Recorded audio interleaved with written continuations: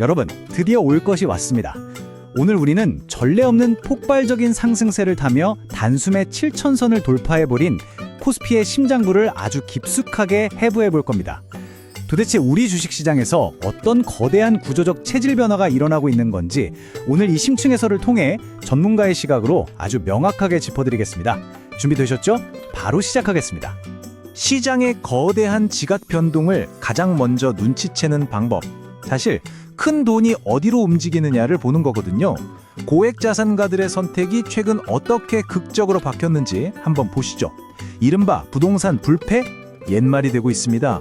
전통적으로 굳건했던 부동산 선호도는 40%대에서 23%로 뚝 떨어진 반면에 주식에 대한 선호도는 19%에서 34%로 거의 2배 가까이 껑충 뛰었습니다. 이 엄청난 뭉칫돈이 부동산을 떠나서 주식시장으로 대거 밀려 들어오고 있다는 아주 명백한 시그널인 거죠. 오늘 우리가 함께 추적해볼 핵심 포인트들입니다. 첫 번째로 코스피 7000 시대 개막을 시작으로 이 랠리를 이끄는 핵심 엔진 코리아 디스카운트의 해소 과정, 1만 포인트 시대의 가능성, 그리고 가장 중요한 이 낙관론 속에 숨겨진 경고음과 향후 전망까지 쭉 이어서 살펴보겠습니다. 자, 그럼 첫 번째 파트 코스피 7000 시대 개막입니다. 시장 체질 변화의 시작점부터 짚어보죠. 이번 상승장 솔직히 거품 아니야? 하시는 분들도 계실 텐데요. 여기서 우리가 주목해야 할 숫자가 딱 하나 있습니다. 바로 102%입니다. 도이치뱅크 분석에 따르면요.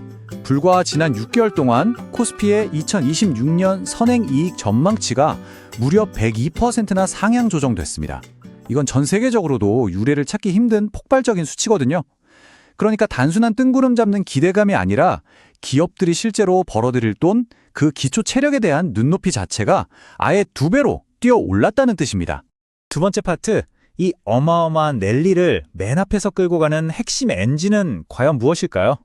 사실 답은 어느 정도 정해져 있죠. 이 거대한 이익 상향 가속도를 주도하는 건 단연 메모리 반도체 섹터입니다.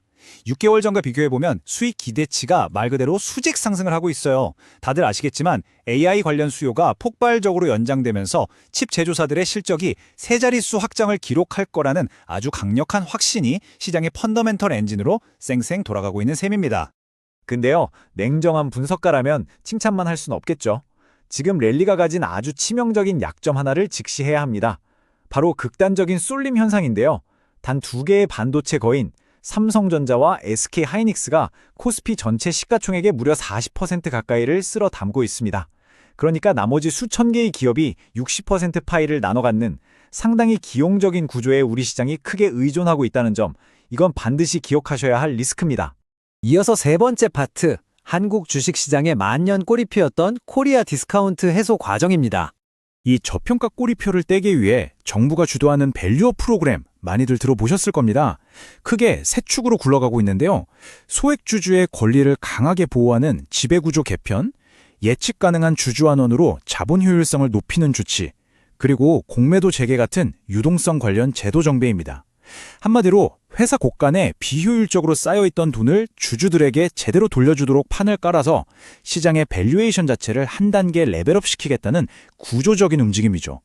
근데 이게 그냥 서류상의 변화로 끝나는 게 아닙니다. 당장 주주총회 현장의 공기마저 확 바꿔놓고 있거든요. 과거처럼 그냥 손만 들고 끝나는 거수기 역할에서 완전히 벗어나서 이제는 소액주주들이 자기 권리를 아주 강하게 요구하고 경영에 깐깐하게 관여하는 모습들이 실제로 나타나고 있습니다. 이런 지배구조의 선진화가 결국 우리가 그토록 바라는 코리아 프리미엄을 향한 마중물이 되고 있는 겁니다. 자, 네 번째 파트입니다. 많은 분들의 가슴을 뛰게 할 주제죠. 강세장의 최고죠. 코스피 1만 포인트 가능성입니다. 솔직히 1만 포인트라고 하면 좀 허황된 꿈처럼 들리시나요? 그런데 증권가의 계산법을 보면 이게 마냥 뜬구름 잡는 소리는 아닙니다. 메리츠 증권 분석에 따르면요. 앞서 말씀드린 구조적 저평가가 싹 해소되고 과거 강세장 수준의 멀티플, 그러니까 주가 수익 비율 PER 10배 정도만 정상적으로 시장에 적용이 돼도 중기적으로 1만 포인트 달성이 수학적으로 충분히 가능하다는 거예요. JP모건이나 신한투자증권도 이미 8,500선을 훌쩍 넘는 전망치를 내놓고 있죠. 기업들의 이익 모멘텀만 꺾이지 않는다면 1만 시대는 더 이상 상상 속의 숫자가 아니라는 게 지금의 새로운 시각입니다. 하지만 다섯 번째 파트, 모든 게 완벽해 보일 때 전문가들은 반드시 브레이크 패드를 점검합니다. 환희 뒤에 숨겨진 치명적인 경고음들을 좀 들어볼까요? 지금 우리 시장 사실 굉장히 기형적인 양극화를 겪고 있습니다. 금융시장은 코스피 7천을 뚫고 로켓처럼 날아가는데 정작 우리의 팍팍한 실물 경제, 올해 예상 성장률은 고작 1.9%입니다. 완전 달팽이 걸음이죠. 펄펄 끓는 주식시장이 저성장 늪에 허덕이는 둔탁한 경제 현실과 완전히 동떨어져서 혼자만 폭주하고 있다는 불편한 진실을 우리는 꼭 인지해야 합니다. 거시경제 지표들도 지금 동시다발적으로 비상등을 켜고 있거든요.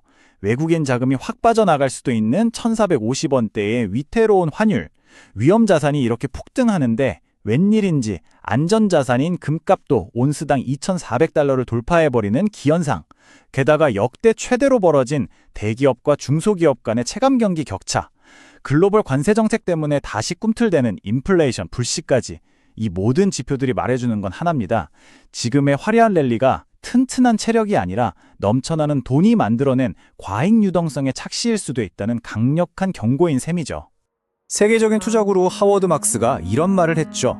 우리는 지금 AI라는 거대한 변곡점 버블 위에 서 있는지도 모른다고요. 기업이 당장 벌어들이는 돈보다 앞으로 세상을 바꿀 거라는 환상적인 미래 서사에 돈이 쏠리면서 주가가 한껏 부풀려져 있다는 뜻입니다. 막대한 자금이 이런 기술적 기대감에 베팅하고 있는데 정말 만약에 이 거대한 서사가 실제 숫자로 실적으로 증명되지 못하는 순간이 온다면 시장은 상상 이상의 급격한 조정, 그 트리거를 당기게 될 겁니다. 자, 이제 마지막 여섯 번째 파트입니다. 그렇다면 이런 격동의 장세에서 우리는 어떻게 살아남아야 할까요? 다가올 변동성 장세에서 계절을 지키는 전략 딱 세 가지만 기억하시면 됩니다. 첫째, 환율이나 인플레이션 같은 매크로 리스크에 대한 방어벽을 철저히 치셔야 합니다.